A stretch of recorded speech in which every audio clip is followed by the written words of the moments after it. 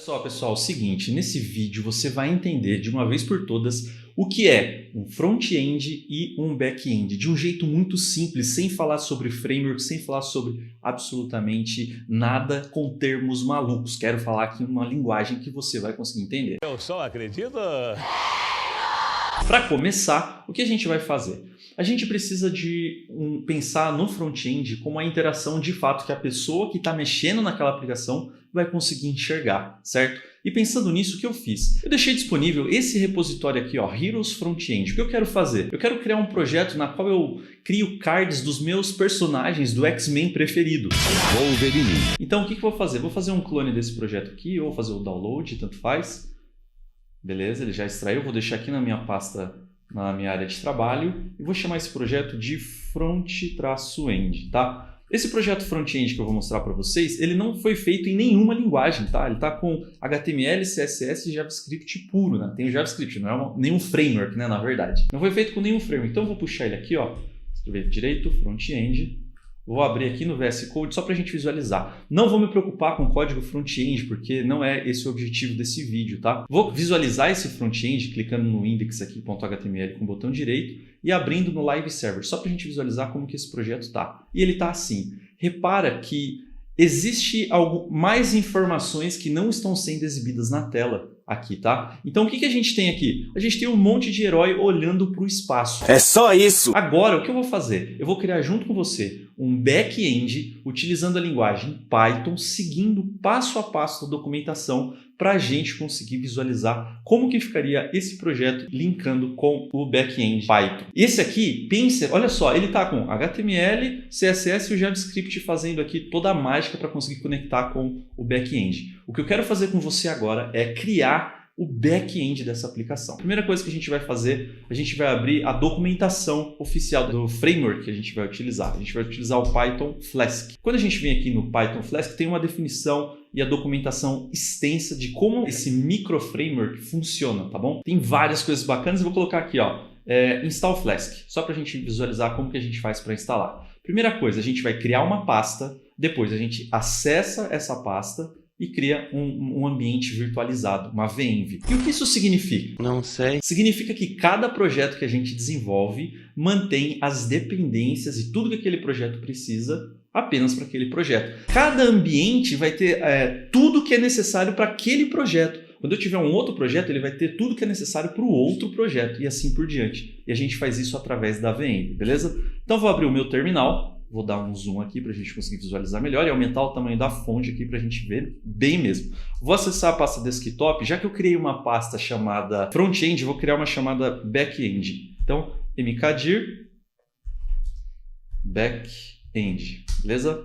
Vou acessar essa pasta e vou criar agora o meu ambiente virtual. Eu já tenho o Python 3 instalado, tá? Então, Python 3... -mvenv.barra-venv. Vou dar um Enter aqui. O finalzinho ficou um pouquinho diferente do que a documentação diz, tá? Eu quero manter dentro desse arquivo venv todas as dependências da virtualização, beleza?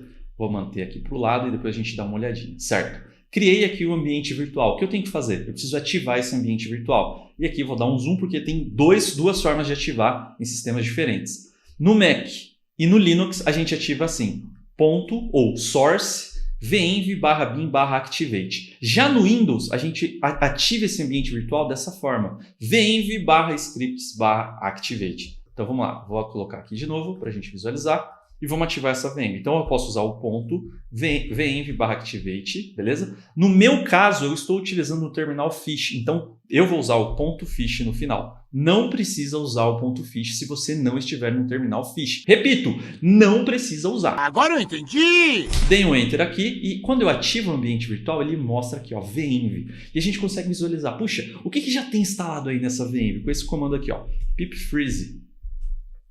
Dou um Enter e ele não traz nada, não temos nada instalado nele. E justamente vem agora o nosso próximo passo. O que a gente vai precisar fazer? Instalar o Flask. Pip install Flask. Pip install, para a gente instalar o Flask. Dou um Enter e ele instala o Flask aqui. Agora vem uma lição extra que a documentação não está mostrando para a gente, tá? Aqui ela acaba a parte da instalação. O que geralmente a gente faz num projeto Flask ou num projeto Django?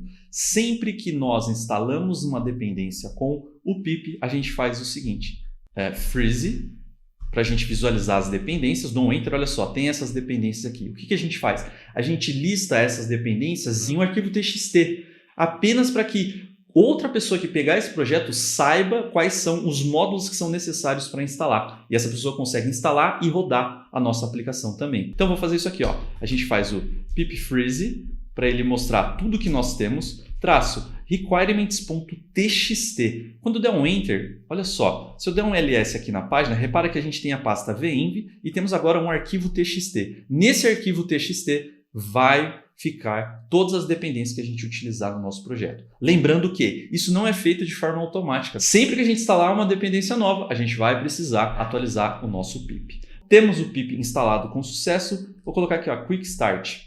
Esse é o código básico para a gente conseguir exibir alguma coisa na tela, beleza? Só que a gente não pode esquecer do nosso desafio. O que eu quero fazer? Eu quero, de alguma forma, manter na minha aplicação Python todas as informações, simular um banco de dados onde a gente tem lá todos os nossos X-Mens. Não sei se o plural de X-Men é X-Mens. Tá, beleza, vocês entenderam. Para a gente começar a criar a nossa aplicação no Python, agora, o que eu vou fazer? Eu vou criar um arquivo. Eu vou chamar aqui, ó, touchapp.py, para ele criar um arquivo .py.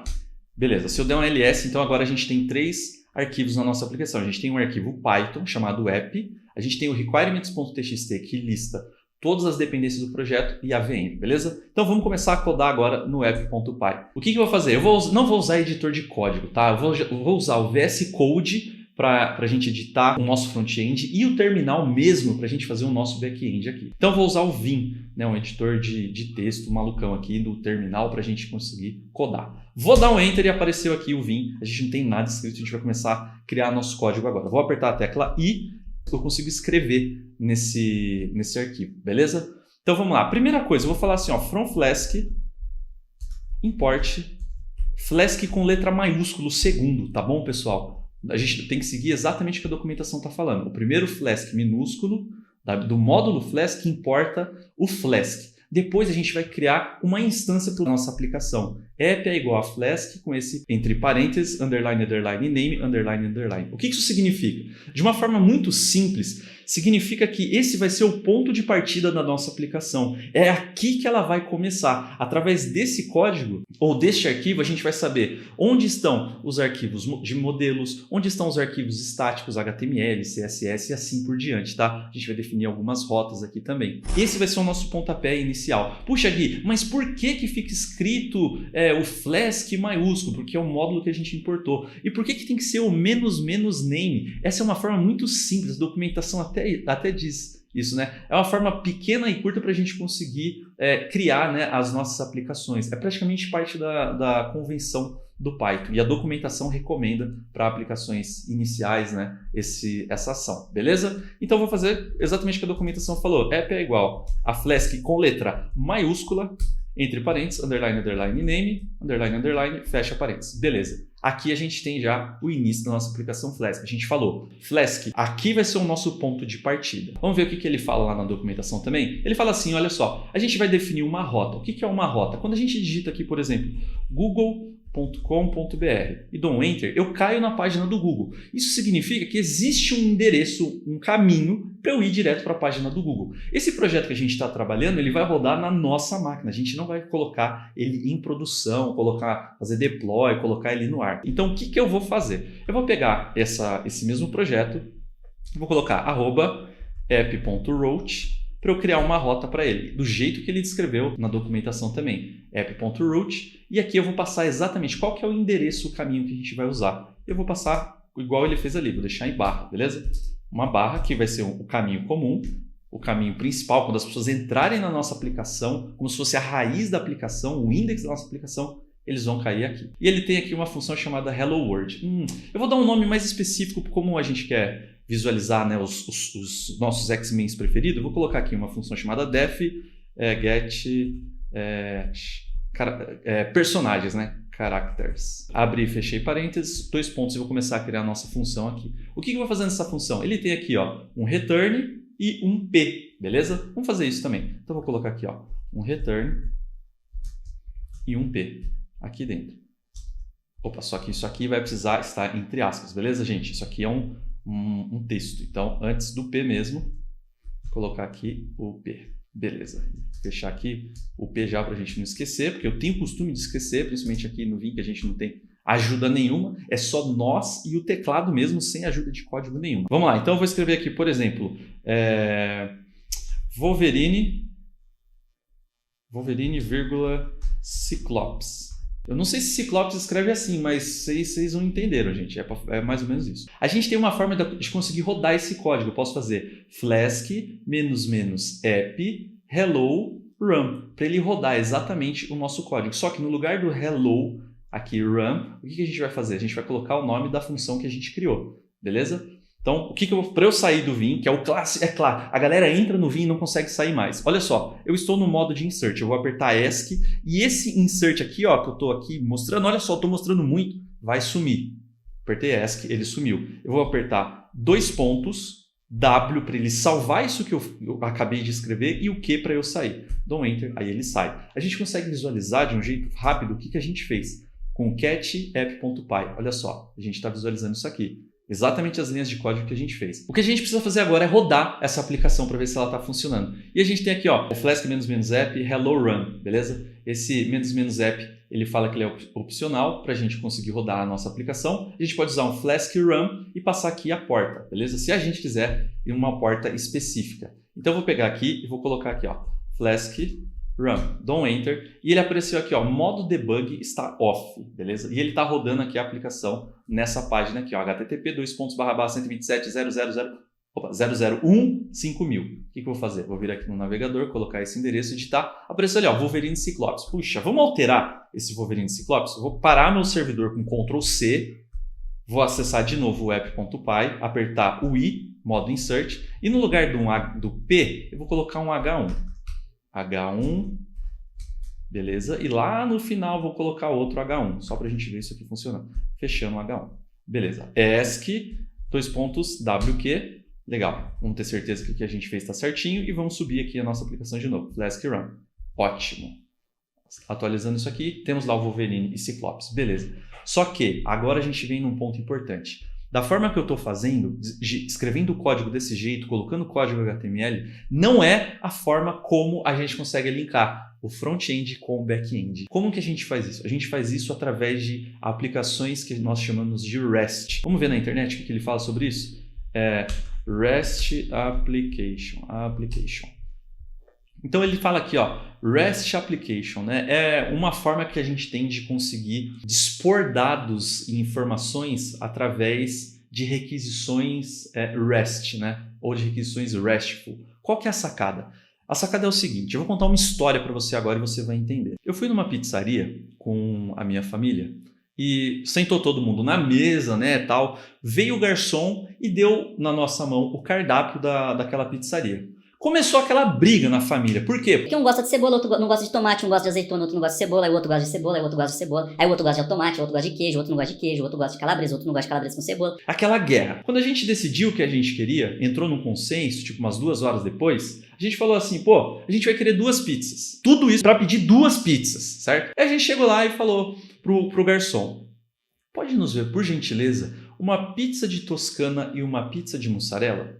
Ele falou, sim. Ele anotou o pedido, anotou aquilo que a gente havia solicitado e foi lá levar para a galera fazer essa pizza. O pessoal fez a pizza, que trabalha na cozinha e tal. A pizza, ele trouxe a pizza para a gente comeu e foi sucesso. Você pode estar pensando... Gui, o que isso tem a ver com a história que você está falando de REST API e com a aplicação front-end ou back-end? Isso tem tudo a ver. Olha só, se a gente parar para pensar e colocar aqui em imagens... Olha como ele ilustra as nossas imagens aqui, ó. Numa API RESTful, o que acontece? Geralmente nós temos uma aplicação, no nosso caso aqui, a nossa aplicação é o front-end, que é isso aqui, ó, os nossos personagens. A gente vai exibir informações aqui. E a gente quer buscar essas informações, os dados da nossa aplicação, de outro lugar. Olha só, então a gente vai pedir... Aqui, ó, vem essa seta aqui, ó, é o que eu estou pedindo. Eu não pedi para o garçom uma pizza de toscana e uma de mussarela, beleza? Lembrando que a toscana, pessoal, quando vocês me chamarem para comer, ela é sem cebola, tá? Eu não gosto muito de cebola. Aí, ó, eu pedi aqui uma pizza de toscana sem cebola. Esse pedido de pizza de toscana sem cebola é atendido pela API. beleza? Essa API vai lá no web server, vai no banco de dados, traz todas as informações e devolve uma resposta. Isso a gente chama de requisição, é a saída, quando a gente pede alguma coisa para o back-end e o back-end vai lá, processa essa informação, vai no banco de dados, traz todas as informações e devolve uma resposta. Então é isso que acontece. Dessa forma que a gente está fazendo, a gente não está criando uma API RESTful. E eu vou mostrar para vocês agora como que a gente faz para transformar esse código Python que a gente fez aqui numa API RESTful, beleza? Eu vou parar meu servidor mais uma vez para a gente começar a codar a nossa aplicação lá. O primeiro passo que a gente vai fazer vai ser alterar a forma de retorno. A gente não quer retornar aqui um H1, texto HTML. A gente vai retornar um arquivo JSON, beleza? A gente pode até pesquisar o que é um JSON. E o JSON, como a gente está vendo, ele é um acrônimo de JavaScript Object Notation. É um formato compacto que a gente consegue transmitir informações de forma rápida entre sistemas, beleza? Muito compatível com a maioria das linguagens e frameworks que a gente utiliza hoje. Python, C#, Java, JavaScript e todos os outros aí, todas as outras linguagens que tem. Então vamos lá. Primeira coisa, eu não vou retornar um H1, tá? Eu vou retornar um arquivo, apertando o I aqui, eu vou retornar um JSON. Tá, só que como que eu retorno um JSON? Vamos criar ele primeiro? Então a primeira coisa eu vou escrever aqui, ó, characters, que são os meus personagens, e meus personagens eles serão uma lista de dois objetos, no meu caso aqui, dois dicionários, tá? Todo objeto JSON ele é formado por chave-valor, semelhante ao dicionário aqui no Python, tá? Então eu vou ter aqui, a chave vai ser name, para o nome do meu objeto, 2 pontos e eu coloco aqui o valor. O primeiro valor que a gente tinha era o Wolverine, então eu vou escrever aqui Wolverine, fechei aspas e voltei aqui, beleza.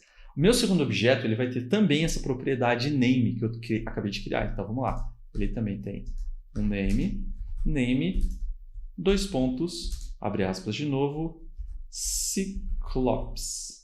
Nossa, escrevi tudo errado, Cyclops, não sei nem ler o que eu escrevi, mas é isso aí. Beleza, Cyclops.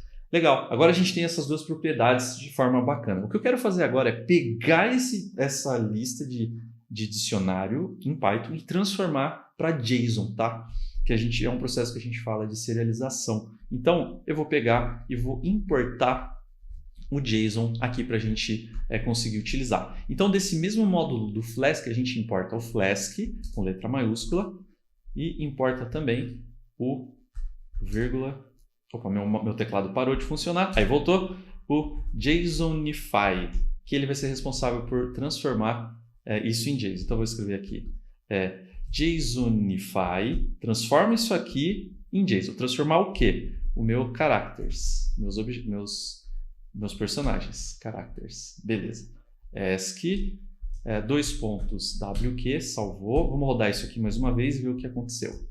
Beleza, tá rodando aqui a nossa aplicação, 127. Se eu atualizar, olha que interessante, atualizei e apareceu aqui, ó, name Wolverine e name Cyclops. Vou dar um super zoom aqui para a gente visualizar. Repara que agora ele ficou diferente. Antes a gente tinha um H1 aparecendo na tela, agora a gente não tem mais. A gente tem um JSON sendo exibido na tela. Agora o nosso desafio é, vamos rodar aquela nossa aplicação front-end para ver como que está sendo exibidos os dados aqui na tela. E a gente vai ver aqui que parece que nada aconteceu. Vou até salvar esse link aqui. Olha só.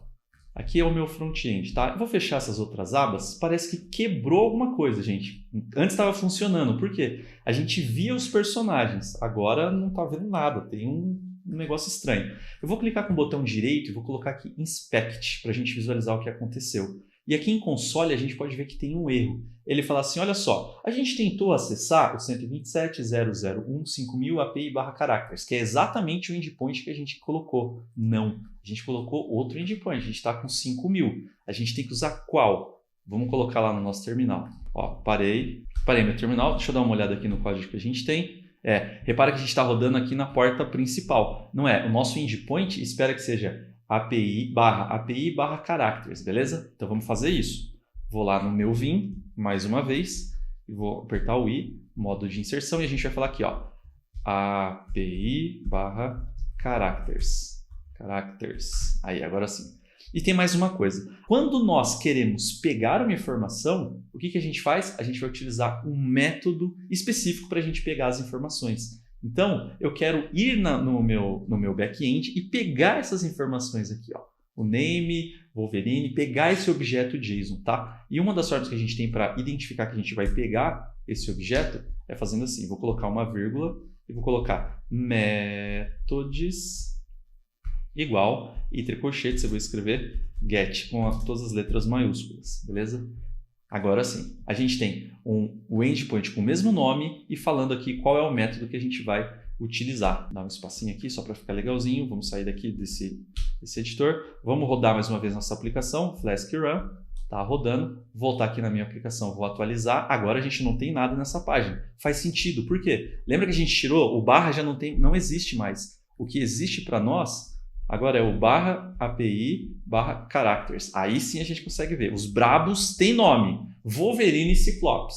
Fechou. Aí a gente tem um segundo desafio. Se a gente vai lá no nosso front-end, ele também está dando o mesmo erro. Vamos entender o que é esse erro. Ele fala assim, olha, eu tentei acessar o 127.001.5000 barra API barra characters, que está certinho, está aqui, ó, os dados estão aparecendo aqui. Só que não estão aparecendo no front-end. Ele falou assim, ó, da origem index, não sei o que, 5.000, que é o nosso front-end. E ele falou, fomos bloqueados pela política de CORS. Então vamos pesquisar o que é esse CORS aqui que ele está falando, tá? Então eu vou colocar aqui, ó, CORS Policy, e ele fala assim, ó, o CORS é um mecanismo que permite recursos restritos de uma página que sejam recuperados por outro domínio, do domínio a qual pertence o recurso que será recuperado.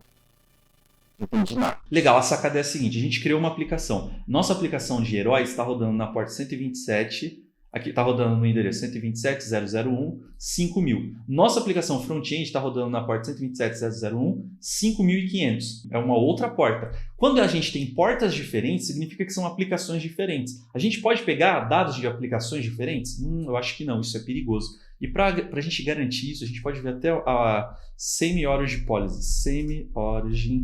Policy, que isso é bem interessante. Deixa eu ver se é esse site do Mozilla. Aqui é interessantíssimo, gente. Essa página é muito maneira. Olha só o que ele fala. Nossa, eu dei muito zoom.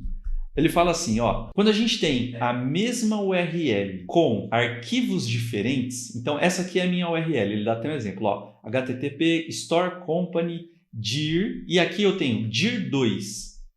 Uma outra página HTML, e nessa eu tenho página HTML, ele considera a mesma origem, eu vou conseguir utilizar, beleza? Quando eu tenho storecompany.com dir barra pages, e eu também tenho dir, só que aí eu tenho um outro path, em vez de ir para page.html, eu estou indo para inner barra another page, ele entende, puxa, isso é a mesma origem, só está mudando o path, então pode mostrar. Agora vem as partes de falha. Se eu tenho um storecompany.com barra dir barra page HTML e eu tenho HTTPS, olha aqui a diferença desse para esse, um é HTTP, o outro está no HTTPS, não vai funcionar. Por mais que eles sejam exatamente iguais, o domínio e a porta em si e outras coisas, são origens diferentes. Vamos entender aqui então o nosso caso. Ó. Eu tenho um HTTP na porta 81 e aqui não está descrito qual porta eu estou utilizando. Opa! Portas diferentes da porta default, que é 80, vai falhar. Não é a mesma origem. E para finalizar, hosts diferentes, né? Aqui eu tenho store.company.com e aqui eu tenho news.company.com, ele não vai deixar. A sacada é a seguinte, a gente vai precisar, de alguma forma, corrigir um erro que acontece no front-end, porque aqui é um erro do front-end. O front-end não está conseguindo pegar os dados porque existe uma questão de segurança. A gente está pegando informações de aplicações que são muito diferentes, que tem um domínio diferente, um protocolo diferente, ou host diferente. Ele vai considerar, a gente vai infringir a política de mesma origem, tá? Então ele não permite. Aí você fala, puxa, Gui, que mancada. E agora, como é que a gente vai fazer? Acabou a nossa vida como deve. Triste, não é, pessoal? Não acabou. Ou será que não? Vamos corrigir esse erro de CORS. Primeira coisa que eu vou fazer vai ser pesquisar alguém que já passou por esse problema. Por quê? Imagina, quantas pessoas criam aplicações com Flask? Muitas. Então, se eu digitar aqui, ó, Flask CORS, olha que interessante. No primeiro link, já tem aqui uma biblioteca falando assim, olha, nossa aplicação pode confiar em outros domínios, beleza? E é esse carinha que a gente vai instalar na nossa máquina. Eu não vou entrar em muitos detalhes, e aqui tem um uso simples do CORS, tá? Então, o que eu vou fazer? A gente vai importar, vai instalar ele na nossa máquina primeiro, pip install Flask CORS, depois a gente faz o import do CORS e coloca aqui no nosso app que a gente tem vai utilizar o CORS na nossa aplicação. Beleza? A gente consegue especificar também qual recurso. Olha, quando for esse determinado endereço ou tiver a origem dessa forma, eu quero que você permita que essa aplicação disponibilizar, né, a transação de informação entre recursos diferentes ou cruzados. A primeira coisa que eu vou fazer vai ser instalar o Flask CORS. Então, eu vou parar o meu servidor. Deixa eu parar o meu servidor. Maravilha. Então, já estou na minha VM ali, pip install Flask-CORS. Legal. Eu instalei uma dependência nova. Opa, vamos atualizar o freeze também. Freeze requirements.txt. Beleza, vamos ver mesmo se ele foi atualizado. A gente pode dar aqui um cat requirements.txt e a gente pode ver aqui, opa, temos o Flask CORS já no nosso projeto também. Legal. Próximo passo agora é acessar o nosso projeto, app.py, e importar lá do módulo from Flask_CORS, eu não lembro se é underline, deixa eu ter certeza, Flask_CORS, importe CORS com letra tudo maiúscula, tá? Então, importe CORS com letra maiúscula. Aqui embaixo do nosso app, na instância do nosso app, a gente vai falar, olha, vai ter recursos compartilhados aqui nessa aplicação. Então, eu vou colocar aqui CORS com todas as letras maiúsculas, igual a gente fez um import ali, entre parênteses eu vou passar a nossa aplicação, beleza? ESC, wq, salvou, vamos rodar isso aqui e ver se muda alguma coisa. Primeiro na nossa API, atualizando, não mudou nada. Lá no nosso front-end, atualizando. E agora a gente tem algo diferente. Opa, deixa eu tirar o zoom aqui que agora chegamos no momento interessante. Olha só, tirei o zoom, vou deixar o zoom aqui no 100. E aparece aqui ó, o Wolverine tudo torto e o Ciclopes tudo torto. Mais ou menos. Tá interessante, tá caminhando, tá ficando melhor. Tá? Mas a gente pode melhorar ainda mais essa aplicação e eu vou te mostrar como. O próximo passo agora é o seguinte. Eu criei um arquivo JSON na qual a gente tem diversos heróis. Então tem o Ciclopes, a Tempestade, Wolverine, a Jean Grey, Professor Xavier. Todo mundo está aqui, ó. Todo mundo está aqui. Qual que é a sacada? Eu quero fazer o download desse JSON, colocar esse JSON lá, esse heroes.json aqui, ó. Heroes.json, lá nos nossos arquivos do back-end, e eu quero abrir esse arquivo dentro do código Python e exibir não só esses dois nomes que eu coloquei lá, que eu criei na hora, mas exibir os nomes que estão lá nesse arquivo, nesse heroes.json, beleza? Para simular o que acontece mais ou menos com o banco de dados. O banco de dados existem diversas etapas, a gente precisa conectar com o banco de dados, depois autenticar, né, com o banco para ver se a gente tem permissão, autorização para exibir dados ou não. Nesse exemplo, para não ficar muito mais longo do que já está, eu vou fazer o seguinte, eu vou pegar esse arquivo aqui, então vamos lá no heroes.data, vou fazer o download, vou deixar esse link à disposição de vocês também, beleza? E vou fazer o seguinte, ó, vou acessar lá a nossa aplicação, tem aqui o heroes.data, tem aqui ó, heroes.json, vou lá no desktop, vou lá no meu arquivo back-end e vou soltar ele aqui, ó.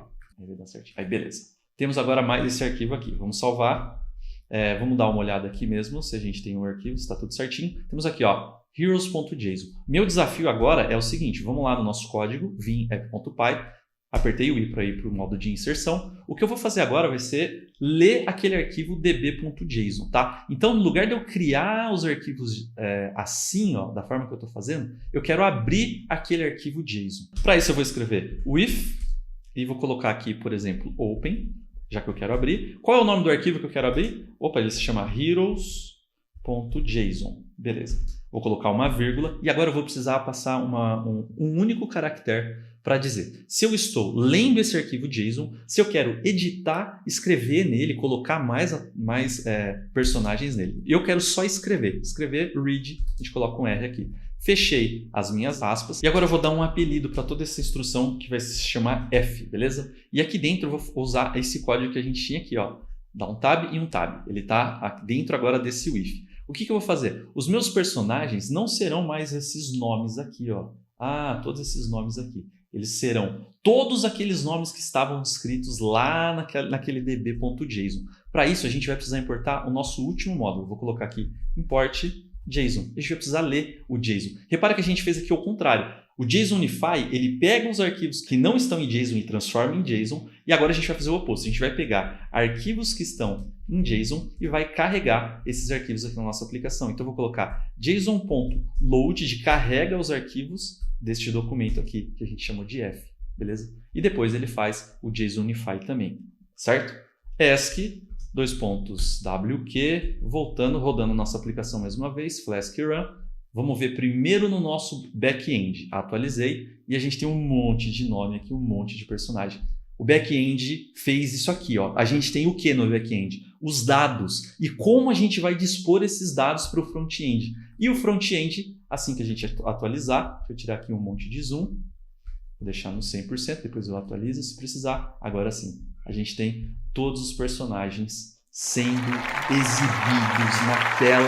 Aonde você estiver, aplaude de pé, porque é um negócio incrível. Olha que bacana. Que lindo, cara! A gente conseguiu conectar o nosso back-end com um front-end, beleza? E a gente viu que a gente precisa de uma aplicação REST, a gente precisa configurar o CORS e ambas as aplicações precisam conversar.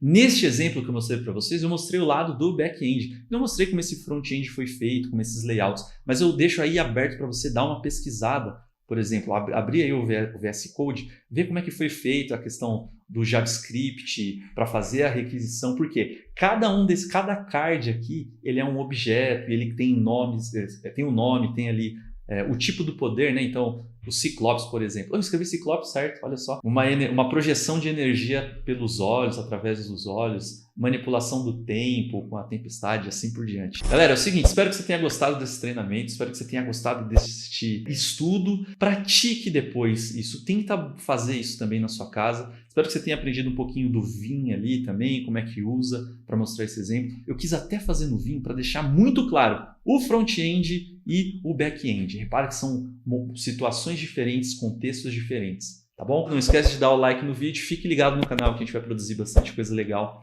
durante esse tempo aí. Fale o que você mais gostou e qual é a sua pizza preferida nos comentários.